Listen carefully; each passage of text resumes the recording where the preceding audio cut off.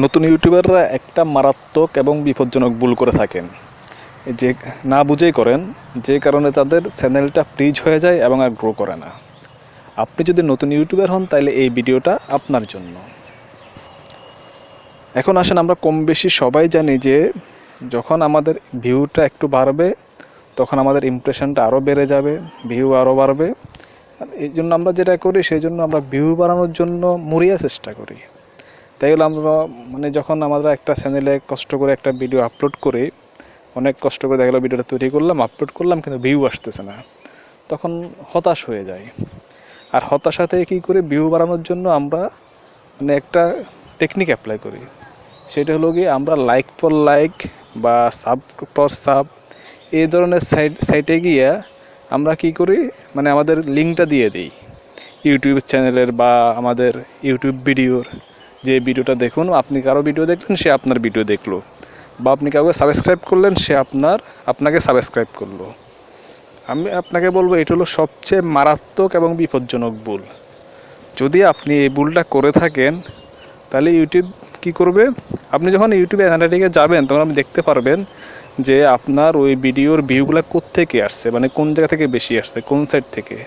তো ইউটিউব যখন আইডেন্টিফাই করবে যে আপনি এরকম সাইট থেকে ভিউ আনছেন বা সাবস্ক্রাইবার আনছেন, বা আপনি যদি অনেক স্প্যামিং কমেন্ট করেন, দেখা গেল আপনি অন্য কারো ভিডিও নিচে কমেন্ট করলেন যে আমার চ্যানেলটা, আমার ভিডিও দেখুন, আমাকে সাবস্ক্রাইব করুন, এই ধরনের স্প্যামিং কমেন্টগুলো যখন ইউটিউব দেখবে তখন কিন্তু আপনাকে ফ্রিজ করে দেওয়া হবে।